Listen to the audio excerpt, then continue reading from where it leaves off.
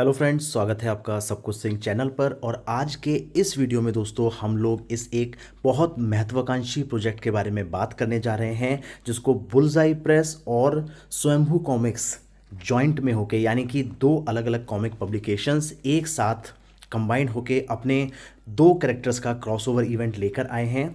तो क्या ये महत्वाकांक्षी प्रोजेक्ट हमारी उम्मीदों पे खरा उतरता है या फिर नहीं? कैसे इसकी कहानी है, कैसा इसका आर्ट वर्क है, कैसी इसकी क्वालिटी है, सारी चीज़ों के बारे में चर्चा करेंगे। आप बने रहिएगा वीडियो के अंत तक। और आगे बढ़ने के पहले अगर आपने अभी तक सब्सक्राइब नहीं किया है तो सब्सक्राइब कर लीजिए और इस वीडियो को लाइक भी।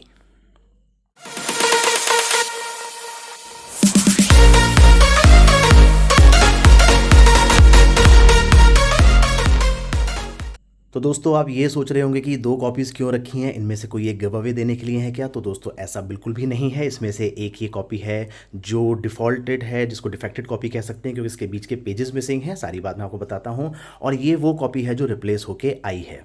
तो दोस्तों इस कॉमिक्स के अंदर से बीच में से ढेर सारे पेजेस गायब थे। करीब 8 पेजेस की कहानी इसमें से मिसिंग थी। जो बीच के पैनल्स थे उसमें 8 पेजेस की कहानी बीच में से यहाँ मिसिंग थी, जिसकी वजह से मुझे रिप्लेसमेंट ऑर्डर करना पड़ा। और रिप्लेसमेंट उन्होंने मुझको भेजा। बट क्या रिप्लेसमेंट भी ठीक था? नहीं, रिप्लेसमेंट भी काफ़ी ज़्यादा डैमेज हालत में आया मेरे पास, मतलब in not so good condition. तो मैंने इसको दोस्तों फ्रेश नहीं ख़रीदा, मैंने इसको सेकेंड हैंड में ही ख़रीदा, क्योंकि इसका मार्केट का रिस्पांस बहुत ठंडा था। क्योंकि जैसी इसकी हाइप बनी हुई थी, इसका एक स्पेशल कवर भी आया था जिसमें बहुत सारे क्रिएटर्स को ऐड ऑन करके बनाया गया था, सुपरमैन वर्सेस मोहम्मद अली के कवर से इंस्पायर करके। तो जैसी हाइप बनी थी उसके अनुरूप कोई ऐसा रिस्पॉन्स नहीं दिखा, कहानी को लेकर ऐसा उत्साह नहीं दिखा था। तो मैंने इसको अवॉइड किया था ख़रीदने से। और फिर मेरे को सेकेंड हैंड एक कॉपी मिली, बट वो कहानी अधूरी निकली। तो उन्हीं भाई ने एक रिप्लेसमेंट मेरे लिए ऑर्डर किया, बट वो रिप्लेसमेंट भी काफ़ी डैमेज उसमें आया। तो ये तो रही भाई कहानी इन दो किताबों की कि दो किताबें मेरे पास क्यों हैं। ये मज़ा नहीं देती क्योंकि इसके 8 पेज गायब हो जाते हैं। ये भी उस लेवल का आपको सेटिस्फेक्शन नहीं देगी स्टोरी वाइज जैसा आपने एंटिसिपेट किया था। क्यों? क्योंकि इसमें दोस्तों दो कैरेक्टर्स हैं, एक इनकॉग्निटो है और एक जालिम मांझा है। दोनों ही इन दोनों पब्लिकेशन हाउस के काफ़ी popular characters, so called popular characters हो रहे हैं। और कहानियाँ भी थोड़ी बेटर थी। मांझा की शुरुआती दो कहानियों में काफ़ी मज़ा आया था। ऐसे इनकॉग्निटो की कहानी शुरुआत दो तो बहुत ज़्यादा डार्क लगी थी और उम्मीद भी उनसे थी कि बहुत अच्छा एक जो यूनिवर्स है वो क्रिएट होकर चलेगा। तो उसके बाद जब ये प्लेनेट राख होता है और इसमें इनकी भिड़ंत हमें देखने को मिलती है और उससे जो उम्मीद बनती है, तो वो कहानी की डेप्थ कहीं ना कहीं थोड़ी सी मिसिंग होती है। रिपीटेटिव से इवेंट लगते हैं कि 3 बार उनकी इसमें 3 चैप्टर्स दोस्तों दिए गए हैं, 3 पर्व की तरीके से नाम लिए गए हैं। रहस्य पर्व ऐसे आगे और 2 पर्व इसमें हैं। तो इसमें 3 बार इनकी भिड़ंत होती है, लेकिन तीनों भिड़ंत ही उस लेवल पे नहीं जा पाती। लास्ट वाले में फिर भी थोड़ा सा मज़ा आता है जब वो उसके ही हिसाब से उसके ब्रेन की उसकी जो दुनिया है, उसकी दुनिया में उसी में घुस के मांझा उसको हराता है। तो वो थोड़ा सा अच्छा लगता है। लेकिन उसके अलावा कहानी में कई सारी चीज़ें घुमावदार तरीके से चलती हैं। और मुझे पर्सनली ऐसा फील इसमें रहा है कि इस कहानी में बहुत ज़्यादा नयापन नहीं है। बहुत सारे ऐसे इवेंट्स हैं जो आप पहले भी बहुत सारी कहानियों में पढ़ चुके हैं। मतलब दो कैरेक्टर्स हैं तो उनको आपस में भिड़वाना तो है ही। और इस कॉमिक्स में तो काफ़ी क्लियर हो चुका है, बहुत हद तक क्लियर इन्होंने कर दिया है कि जो इनकॉग्निटो है वो एंटी हीरो कैरेक्टर ही है। उसको सुपर हीरो कैरेक्टर में तो नहीं, उसको आप प्रॉपर नेगेटिव कैरेक्टर की तरफ ही लेके जा सकते हैं। अब आगे इन फ्यूचर उसको कैसे पॉजिटिव या कुछ हीरोइक करते हुए दिखाया जाएगा वो एक बिल्कुल अलग बात है। तो इसमें पहले पर्व में भी लड़ाई होती है, मेंडेलियन लेके वो लड़की भागती है। और दूसरे में भी फिर ऐसा ही कुछ चलता है, वो प्लेनेट राख पर पहुंच जाते हैं। जो दूसरा चैप्टर आप देखेंगे, जो 1 पर्व है, ये पूरा प्लेनेट राख पे है। तो प्लेनेट राख की उत्पत्ति इसमें दिखाई गई है, बट वो हुआ था उत्पन्न, लेकिन अब उसका क्या है। और यहाँ पे इनको भेज दिया गया, यहाँ पे ये लड़े और फिर वापस आ गए। तो वो भी कुछ मतलब जमा नहीं इतना ज़्यादा। प्लैनेट राख जब आप पढ़ेंगे तो आपको सकार की याद आएगी। और ऐसा ही आपने देखा होगा पहले में भी कि एक प्लैनेट है, वहाँ पे बहुत सारी प्रजातियाँ रह रही हैं। इसको डंपिंग ग्राउंड बोला गया है, जहाँ पे जितनी भी लड़ाकू प्रजातियाँ थीं, जिन पे भी वॉर क्राइम था, तो ब्रह्मा जी ने एक नया ग्रह बना के उनको वहाँ पे डाल दिया था। अब सब वहाँ पे हैं, मांझा और इनकॉग्निटो वहाँ पहुँच गए हैं। वहाँ पे ट्राइब्स हैं, उनकी लड़ाई में एक को वो मार के दूसरे में आ जाते हैं। सबका अपना वर्चस्व की लड़ाई है। तो कुछ ऐसी लड़ाई इसमें आपको देखने की मिलती है। वहाँ पे लड़ाई करके उसका कंक्लूजन क्या रहा वो भी एक अलग तरफ चला जाता है। फिर वापस अर्थ पे आ जाते हैं, फिर वापस अपनी अर्थ पे आके एक बार लड़ाई करते हैं और मांझा उसको पीट देता है। फिर पीटने के बाद बैटमैन वाला फेमस डायलॉग बोलता है, जब बैटमैन सुपरमैन को पीटने के बाद बोलता है कि जीवन भर तुमको याद रहेगा कि किस आदमी ने तुमको हराया था। तो सेम डायलॉग रिपीट मार के मांझा भाई साहब हमारे चले जाते हैं। तो इस कहानी को अगर आप बहुत जो सोशल मीडिया हाइप थी उसके हिसाब से पढ़ेंगे तो बहुत ज़्यादा आप डिसअपॉइंट हो सकते हैं। लेकिन हाँ, कहानी के हिसाब से बोलें तो एक अबव एवरेज स्टोरी एक्सपीरियंस आपको मिल जाता है, क्योंकि आर्टवर्क में काफ़ी अच्छा काम किया गया। मुझे इसका आर्टवर्क अच्छा लगा, काफ़ी पैनल्स बहुत अच्छे बने हैं। कुछ जगहों पे थोड़ा आर्टवर्क डाउन जाता है, थोड़ा बहुत इनकन्सिस्टेंसी है, बट ओवरऑल जो आर्टवर्क है वो कहानी के लेवल को थोड़ा बढ़ाता चलता है और आपके रीडिंग एक्सपीरियंस को थोड़ा अच्छा भी करता चलता है। मेरा एक फेवरेट पैनल भी है इसमें से, अब थोड़ा स्पॉइलर दोस्तों हो सकता है, ये वाला। ये पैनल मुझे काफ़ी ज़्यादा पसंद आया। तो आर्टवर्क काफ़ी अच्छा है और आर्टवर्क ने इस स्टोरी को, जो थोड़ी सी अबव एवरेज है, सुदीप मेनन जी ने स्टोरी लिखी है, लच्छेदार ज़्यादा हो गई है, थोड़ी फ्रेशनेस की कमी इसमें मुझे लगी है। तो उस स्टोरी को ये आर्ट जस्टिफाई करते हुए इस कॉमिक के एक्सपीरियंस को बना सकती है। बट जब इसका प्राइस हम देखते हैं 899, तो बहुत सारी कमी आ जाती हैं। आर्टवर्क की बात कर चुका हूँ, आर्टवर्क बहुत अच्छा है।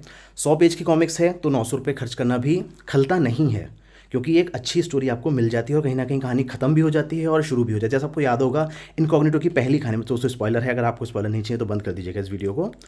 तो उसमें आपने याद होगा इनकॉग्निटो पहली कॉमिक में मांझा नाम की बोतल रखी हुई थी। अब वो बोतल यहाँ पे आपको फूटी हुई दिखती है।